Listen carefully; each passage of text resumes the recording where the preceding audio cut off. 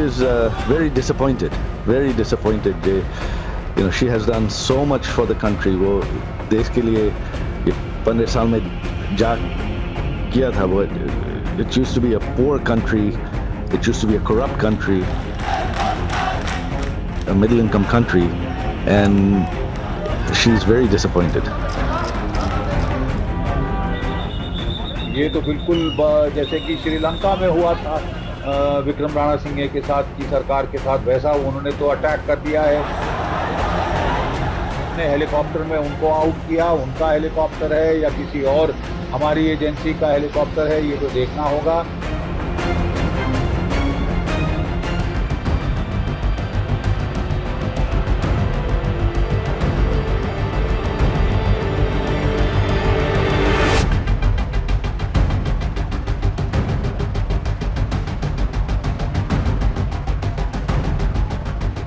बांग्लादेश में आरक्षण की आग भड़कने से हालात बिगड़ते चले गए और देखते ही देखते बांग्लादेश की पीएम शेख हसीना को देश छोड़ने की नौबत आ पड़ी. शेख हसीना ने आनन फानन में देश छोड़ने का फैसला लिया. मीडिया रिपोर्ट्स में ऐसा कहा जा रहा है कि शेख हसीना को सिर्फ 45 मिनट का समय दिया गया. सेना ने उन्हें इन 45 मिनट में बांग्लादेश छोड़कर जाने को कहा. हालात ऐसे थे कि शेख हसीना को जनता को आखिरी संदेश देने से भी रोक दिया गया. सेना ने उन्हें जनता के नाम आखिरी वीडियो संदेश भी नहीं देने दिया. ऐसे हालात में शेख हसीना ने अपने दोस्त भारत को फोन मिलाया और भारत सरकार से इस मुश्किल समय में मदद मांगी. विदेश मंत्री एस जयशंकर ने आज राज्यसभा में शेख हसीना के भारत आने को लेकर कई बड़े खुलासे किए. राज्यसभा में बोलते हुए विदेश मंत्री एस जयशंकर ने बताया, शेख हसीना ने बहुत ही कम समय में भारत आने की मंजूरी मांगी थी. उनकी ओर से शॉर्ट नोटिस जारी किया गया था. बांग्लादेश के अधिकारियों से उड़ान की मंजूरी के लिए जब हमें अनुरोध भेजा गया तो अनुमति दी गई थी. इसके बाद शेख हसीना का विमान पहले अगरतला फिर दिल्ली उतरा. विदेश मंत्री ने बांग्लादेश के हालात पर चिंता जताते हुए कहा कि वहां के अल्पसंख्यक हिंदुओं के घर और संपत्ति जलाने की घटनाओं की सूचना हमें मिली है. भारत ऐसी घटनाओं के प्रति बेहद संवेदनशील है. बांग्लादेश में हालिया घटनाक्रम के बाद बॉर्डर पर सुरक्षा बढ़ा दी गई है. गृह मंत्री अमित शाह ने भी बयान जारी कर कहा है कि घुसपैठिया संकट पर हम सख्ती से काम करेंगे. बांग्लादेश संकट पर विदेश मंत्री एस जयशंकर ने राज्यसभा में कहा कि अभी भी 19,000 भारतीय बांग्लादेश में फंसे हुए हैं, लेकिन भारत सरकार उन्हें सुरक्षित वापस लाने के लिए हर संभव रास्ते बनाएगी.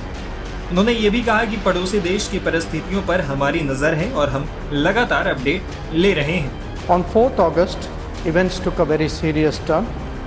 4 अगस्त को हालात बिगड़े. प्रदर्शनकारियों ने पुलिस पर हमले किए. साथ ही पुलिस थानों और सरकारी संस्थानों पर हमले हुए. सार्वजनिक संपत्तियों को नुकसान पहुंचाया. हिंसा ने व्यापक रूप ले लिया. लेकिन सबसे चिंता की बात वहां के अल्पसंख्यक है.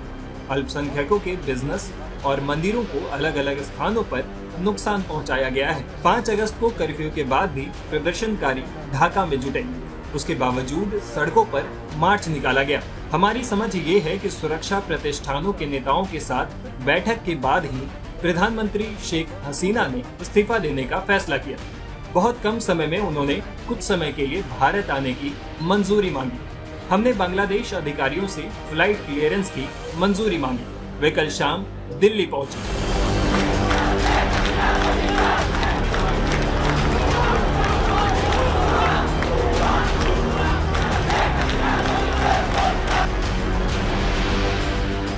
भारत का पड़ोसी मुल्क बांग्लादेश राजनीतिक संकट से जूझ रहा है. बिगड़े हालातों को लेकर विदेश मंत्री एस जयशंकर ने राज्यसभा में बोलते हुए मंगलवार को कहा कि पूर्व पीएम शेख हसीना ने बहुत ही कम समय में भारत आने के लिए मंजूरी मांगी. विदेश मंत्री ने बताया कि हमें उसी समय बांग्लादेश के अधिकारियों से उड़ान की मंजूरी के लिए अनुरोध मिला, जिसके बाद वो कल शाम यानी कि सोमवार 5 अगस्त को दिल्ली पहुंची. एस जयशंकर ने राज्यसभा में कहा कि बांग्लादेश के हालात पर सरकार नजर रखे हुए है. उन्होंने कहा कि बहुत कम समय में शेख हसीना ने कल कुछ वक्त के लिए भारत आने की अनुमति मांगी थी. उनका अनुरोध स्वीकार कर उन्हें यहां आने की अनुमति दे दी गई. इसके साथ ही बांग्लादेश के अधिकारियों के साथ लगातार संपर्क में हैं. On 4th August, events took a very serious turn. 4 अगस्त को हालात बिगड़े. प्रदर्शनकारियों ने पुलिस पर हमले किए. साथ ही पुलिस थानों और सरकारी संस्थानों पर हमले हुए. सार्वजनिक संपत्तियों को नुकसान पहुंचाया. हिंसा ने व्यापक रूप ले लिया। लेकिन सबसे चिंता की बात वहाँ के अल्पसंख्यक है। अल्पसंख्यकों के बिजनेस और मंदिरों को अलग अलग स्थानों पर नुकसान पहुंचाया गया है। 5 अगस्त को कर्फ्यू के बाद भी प्रदर्शनकारी ढाका में जुटे। उसके बावजूद सड़कों पर मार्च निकाला गया। हमारी समझ ये है कि सुरक्षा प्रतिष्ठानों के नेताओं के साथ बैठक के बाद ही प्रधानमंत्री शेख हसीना ने इस्तीफा देने का फैसला किया। बहुत कम समय में उन्होंने कुछ समय के लिए भारत आने की मंजूरी मांगी। हमने बांग्लादेश अधिकारियों से फ्लाइट क्लियरेंस की मंजूरी मांगी। वे कल शाम दिल्ली पहुंचे। इसके अलावा एस जयशंकर ने आगे कहा, पिछले 24 घंटों में हम ढाका में अधिकारियों के साथ भी लगातार संपर्क में हैं। अभी यही स्थिति है। मैं एक महत्वपूर्ण पड़ोसी के बारे में संवेदनशील मुद्दों के संबंध में सदन की समझ और समर्थन की मांग करता हूं, जिस पर हमेशा एक मजबूत राष्ट्रीय सहमति रही है। जयशंकर ने ये भी कहा कि सरकार पड़ोसी देश में अल्पसंख्यकों के मामले में स्थिति पर नजर रखी हुई है। स्थानीय मीडिया रिपोर्ट्स के मुताबिक हसीना के जाने के बाद हुई हिंसा में हिंदू मंदिरों पर हमला किया गया और तोड़फोड़ भी की गई। बता दें, शेख हसीना के खिलाफ 2 महीने से जारी प्रदर्शन में सोमवार को जमकर हिंसा हुई थी। इसके बाद पीएम हसीना ने पद से इस्तीफा दे दिया। वो ढाका में अगरतला के रास्ते भारत पहुंची थी। हिंडन एयरबेस पर भारत के राष्ट्रीय सुरक्षा सलाहकार अजीत डोभाल ने उनसे करीब 1 घंटे बातचीत की। हसीना लंदन या फिनलैंड अब जा सकती हैं। 49 साल के बाद एक बार फिर से इतिहास ने अपने को दोहराया। 1975 में वही अगस्त का महीना था जब शेख मुजीबुर रहमान, जिन्हें फादर ऑफ नेशन कहा जाता है, उन्हें एक मिलिट्री कू में मार दिया गया था। उनके साथ साथ उनके कई और परिवार के सदस्यों को भी मौत के घाट उतार दिया गया था। उस समय शेख हसीना अपने पति के साथ जर्मनी में थी और उस समय भी उन्होंने भारत की ओर मुंह किया था शरण लेने के लिए। और 1975 में वो भारत आ गई थी। उस समय भारत की प्रधानमंत्री थी श्रीमती इंदिरा गांधी और 1981 तक वो भारत में रही और 81 के बाद वो बांग्लादेश गई और एक बार फिर से स्टूडेंट मूवमेंट में हिस्सा लिया और डेमोक्रेसी के लिए गुहार लगाई और जनरल इरशाद की सरकार के खिलाफ आवाज उठा दी। 1996 में वो प्रधानमंत्री बन गई और पिछले 15 वर्ष से लगातार वो प्रधानमंत्री के पद पर थी। लेकिन पिछले कुछ दिनों से लगातार वहां पे प्रदर्शन हो रहा था।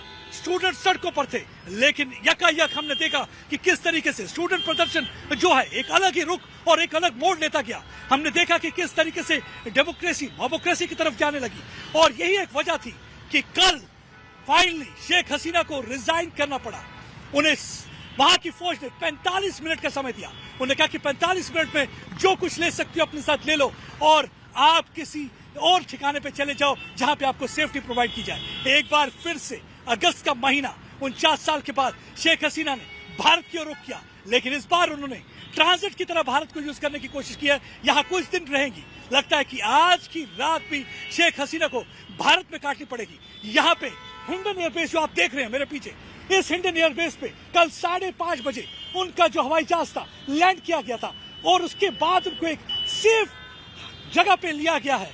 तब से उनके साथ बातचीत चल रही है। सबसे पहला काम उन्होंने यहाँ की किया नेगोशिएशन यूनाइटेड किंगडम के साथ, क्योंकि शेख हसीना की जो बहन है वो वहां की सिटीजन है। वो चाहती है कि अपनी बहन के साथ वहीं जाके वो शरण ले लें, लेकिन लगता है कि अभी वो कहीं कन्विंस नहीं कर पाई है यूके को। यही एक वजह है कि उन्हें शरण नहीं मिली है। उसके बाद दूसरा ऑप्शन उनके पास है बेल्जियम में भी जाने की पूरी कोशिश की जा रही है। तीसरा ऑप्शन है उनके पास फिनलैंड, यानी कि हेलसिंकी में जाके बसना चाहती है।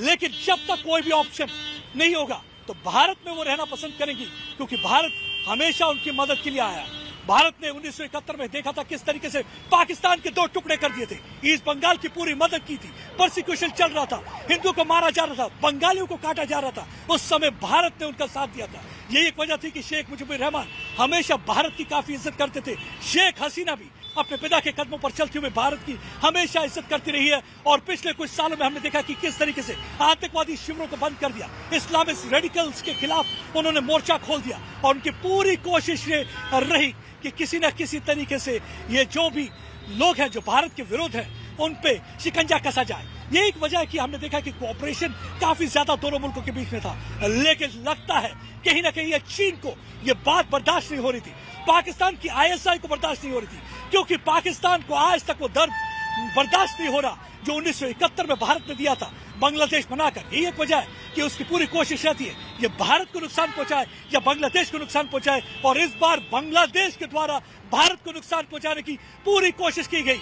और हमने देखा कि किस तरीके से शेख हसीना का तख्ता पलट दिया गया और 45 मिनट का समय दिया गया, और 45 मिनट के बाद इसी हिंडन एयरबेस पर हवाई जहाज से वो लैंड किया, और पिछले 24 घंटे से वो भारत में है।